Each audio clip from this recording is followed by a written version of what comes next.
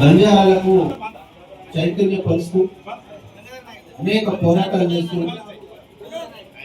బంజారాల జీవన విధానాన్ని మార్చిన సేవాలాల్ మహారాజ్ వారి గురించి ఈరోజు కొంత తెలుసుకొని వారికి నివాళులు అర్పించాల్సిన అవసరం. 1739 ఫిబ్రవరి 15న ఆంధ్రప్రదేశ్ రాష్ట్రం అనంతపూర్ జిల్లా గుత్తి మండలంలోని రామ్జీ నాయక్ తాండాలో వారి యొక్క పుణ్య దంపతులైన ధర్మణిబాయి భీమా నాయక్ గారికి మొదటి సంతానం. మరి వారు పుట్టినప్పటి నుండి సేవాభావంతో అనేక కార్యక్రమాలు తెలియజేయడం జరిగింది. వారు సత్య మార్గంలో మనం నడవాలి, అహింస అప్పుడు కూడా సత్యమునే పలకాలి. ఆ కాలంలో బంజారాలో ఒక స్థిర నివాసం ఉండేది కాదు. సభ రాష్ట్రంలో నిర్వహించడం జరిగింది. అట్టి సభకు డాక్టర్ మన ఎమ్మెల్యే గారిని ఆహ్వానించగా వారి వెంబడి నేను కూడా బంజారా భవన్లో ఆసీనులు కావాల్సిన వచ్చింది. వారు చెప్పిన గొప్ప ఏంటంటే 287 సంవత్సరాల క్రితమే స్వాతంత్రంలో ఎంతైతే కొట్లాటిని మనం ఊహించుకుంటున్నామో వారికంటే ముందు బ్రిటిష్ సామ్రాజ్యాన్ని గడగడలాడించిన గొప్ప వ్యక్తి మన సేవాదాల్ సంస్థ నాయకుడు చెప్పగా తప్పదు. బంజారా అంటేనే ఊరిరా తిరుగుతుంది. అటువంటి వ్యవస్థను బంజారా పేరు ఉండకుండా ఒక గ్రామీణ ప్రాంతంలో నిలకడగా ఉండే విధంగా తీర్చిదిద్దినటువంటి గొప్ప వ్యక్తి మన సంతు సేవాలని సభాముఖంగా చెప్పక తప్పదు. ఏ కోణంలో చూసినా ఇవాళ ఏదైతే స్వాతంత్రాన్ని సిద్ధించిన గొప్ప వ్యక్తుల గురించి మాట్లాడుకుంటున్నామో వారికంటే ముందు స్వాతంత్రం కొరకు పోట్లాడి బంజారా కుల బంధువుల కొరకు కొట్లాడిన గొప్ప వ్యక్తి సంతు సేవాలాల్ అని వారిని స్మరించుకుంటూ నాకు ఈ అవకాశం ఇచ్చిన బంజారా సోదర కుటుంబ సభ్యులందరికీ హృదయపూర్వకంగా సంతు సేవాదాల్ జన్మదిన శుభాకాంక్షలు తెలియజేస్తూ ముగిస్తున్నాను. జై హింద్. మాటలు చెప్పేదేం కాదు. 2018 ఎలక్షన్లో ప్రతి గ్రామంలో ఎట్లయితే మెజార్టీ వచ్చిందో ప్రతి తండాలో కూడా పోలింగ్ స్టేషన్లో అబ్సల్యూట్ మెజార్టీ నాకు మంచి ఓట్లేసి గెలిపించింది. మరి ఈ సంగతి మీరు ఇప్పుడే చెప్పిన మీ మాటల్లోనే దాని గురించి మళ్ళీ చెప్తాను కాదని ఒకటి మాత్రం నాకు ఎప్పుడు కూడా మనసులో కొంత బాధ అనిపిస్తూ ఉంటుంది. మనం ఏదైతే ఇక్కడే దగ్గర వచ్చేటప్పుడు మూల మీద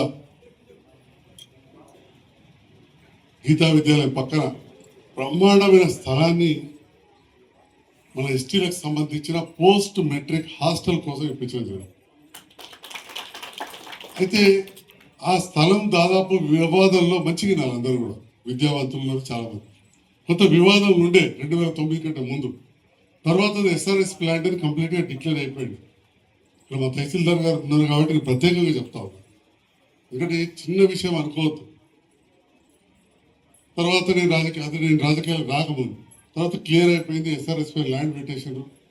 ఆ ల్యాండ్ను కలెక్టర్ గారు ఇదే తహసీల్దార్ గారు హ్యాండ్ ఓవర్ చేసిన ఎస్టీ వెల్ఫేర్ డిపార్ట్మెంట్ 1,42,00,000తోటి అప్పుడున్న గౌరవ మంత్రి వాళ్ళు కొప్పలేశ్వర గారి చేతుల మీదుగా భూమి పూజ కూడా చేసుకున్నారు. ఆ తర్వాత కొందరు రాజకీయ నాయకులు అది మా భూమి అని చెప్పి మళ్ళీ కోర్టుల కేసెస్ ఆపి. అయితే సంజయ్ కుమార్ నీకెందుకు ఈ ఆలోచన వచ్చింది, నువ్వు పోస్ట్ మెట్రిక్ హాస్టల్ గురించి ఎందుకు ఇంత తపన పడ్డావంటే, పోస్ట్ మెట్రిక్ అంటే మరి కొందరు తెలుస్తుందా 10th తర్వాత ఇంటర్మీడియట్ డిగ్రీ ఉండదని పిల్లలు మగ పిల్లలు ఉంటారు కాబట్టి ఎస్టీ వెల్ఫేర్ వారికి రెంట్ బిల్డింగ్ తీసుకొని ఉంచే అవకాశం వచ్చింది. అప్పుడు ఒక దగ్గర రెంట్ తీసుకుని చుట్టూ ఈ పల్లెటూరులోకి వెళ్ళి వచ్చిన పిల్లలు ఎంతలో చేస్తారో ఏందో మా ఆడవాళ్ళకి ఇబ్బంది అని చెప్పి అది ఇంకా అప్పటికి నేను ఎమ్మెల్యేకి వెళ్ళలేదు, నన్ను ఎత్తి తెచ్చి పడ్డాను. అప్పుడున్న సందర్భాల్లో అంత మంజూరు చేస్తే ఆగిపోయింది. మళ్ళీ రీటెండర్ వెళ్తాం, కాంట్రాక్టర్ మళ్ళీ కడతామని వచ్చారు. నేను ఆర్డీఓ గారితో నిరంతరం టచ్లో ఉన్నా. మళ్ళీ అది డిస్ప్యూట్ ఎవరు చేసినది నేను రాజకీయం చేయదలుచుకోలేదు. నన్ను తిట్టేటోళ్ళకి అడుగుతుంది, నాకేం సంబంధం లేదు, అది వాళ్ళ ఆన్సర్లే. కానీ దీనికి అటువంటిది 20 లక్షలు ఇచ్చినాం, ఇంకా కూడా కొంత చేస్తాను. కానీ మీరు కూడా దీన్ని ఇట్లా ఇడిచిపెట్టవద్దు. ఇట్లా ఇడిచిపెడితే మనకు కూడా బాగుండదు. ఎందుకంటే వివిధ రోడ్డు మీద పోయేటన్నీ ఇక్కడ పడుకుంటాం. కాబట్టి దయచేసి మీరు కూడా దీని మీద దృష్టి పెట్టండి. నిధులు కొద్దిగా కొరత ఏర్పడి మీ అందరికి కూడా తెలుసు కదా, కొంచెం షార్టేజ్ ఆఫ్ ఫండ్స్ ఉన్న విషయం మీ అందరూ కూడా తెలుసు. ఉన్నంతలో 5 లక్షల రూపాయలు ఖచ్చితంగా వారం లోపల మంజూరు చేయిస్తారని కూడా తెలియజేస్తారు. మరొకసారి సేవలాల్ మహారాజ్ జయంతి సందర్భంగా ఇస్తాను ఇవని చెప్పడం మనం చెప్పినాం. దానిపైన ప్రత్యేకమైన శ్రద్ధ పెట్టాలిగా నేను తహసీల్దార్ను ఈరోజు ఈ సభాముఖంగా కొడతాను. ఎందుకంటే విద్యతోనే వికాసం, విద్య లేకపోతే ఏముండదు. ఇంతకుముందు నందన చెప్పినట్టు మీరందరూ కూడా ఒకసారి ఇవాళ అంతా యూట్యూబ్ కాలమైంది, ప్రతిదీ కూడా నేను చూసేది. మన ముఖ్యమంత్రి గారి స్పీచ్ ఒకసారి వినాలి, విద్యావంతులైన బంజారాలు ముఖ్యమంత్రి గారి స్పీచ్ వినాలి ఖచ్చితంగా. అద్భుతంగా చెప్పాడు.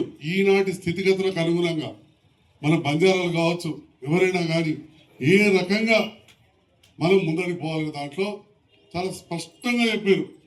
మరి భూములు ఒకప్పుడు భూస్వాముల వద్ద పెద్ద ఎత్తున ఉండే, అప్పుడు పివి నరసింహారావు గారు రాష్ట్ర ముఖ్యమంత్రి, ప్రధానమంత్రిగా ఇందిరాగాంధీ ఉన్న సందర్భంలో భూ సంస్కరణలు వచ్చినాయి.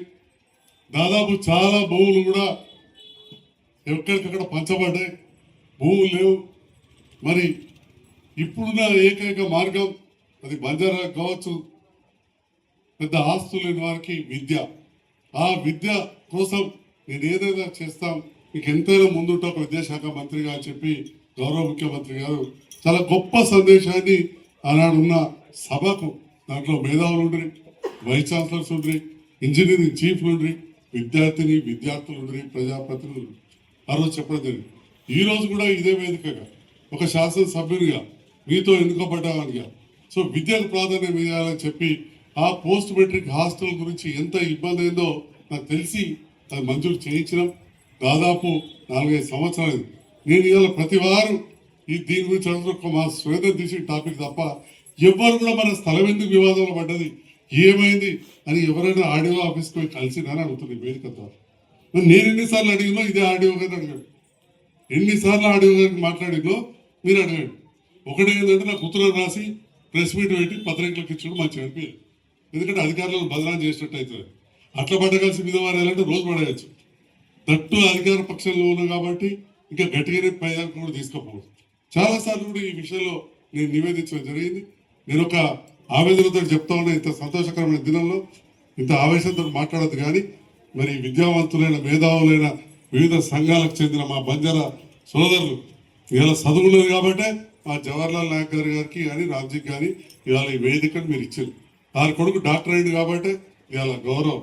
కాబట్టి పేద పిల్లలు ఎక్కడెక్కడో గూడాలలో తండాలు ఉన్న వాళ్ళు కూడా బాగా చదువుకోవాలంటే, ఉన్నత చదువులు కావాలంటే తప్పకుండా విద్యతో వికాసం. కాబట్టి ఆ విషయంలో మీరందరూ కూడా ఆలోచన చేయాలి అని చెప్పి కూడా తెలియజేస్తూ, మరి ఈ సంఘ భవనానికి నిధులను తప్పకుండా ఆ వంతుగా చేస్తాం. అదేవిధంగా గుడి చెప్పారు, గుడి అంటే కొంత ఎండోమెంట్ డిపార్ట్మెంట్లో పెద్దగా నిధులు లేవు, దీనికి నా వంతుగా ఇస్తా. కానీ ఇక్కడ ఉన్న ఎంతోమంది విద్యావంతులు అందరూ తలా కొంత ఇస్తే కూడా ఇది కంప్లీట్ అయిపోతుంది. ఇట్లా మరీ బోడ ఉండే అవసరం లేదు. ఏ ప్రభుత్వం కూడా హైదరాబాద్లో బంజారా భవన్ కట్టింది కాబట్టి ఊరూరికి భవనం కూడా మొత్తంగా కట్టేయలేదు. ఎందుకంటే చూసిన చిన్నప్పటి నుంచి రాజకీయ కుటుంబాలకు వచ్చాం.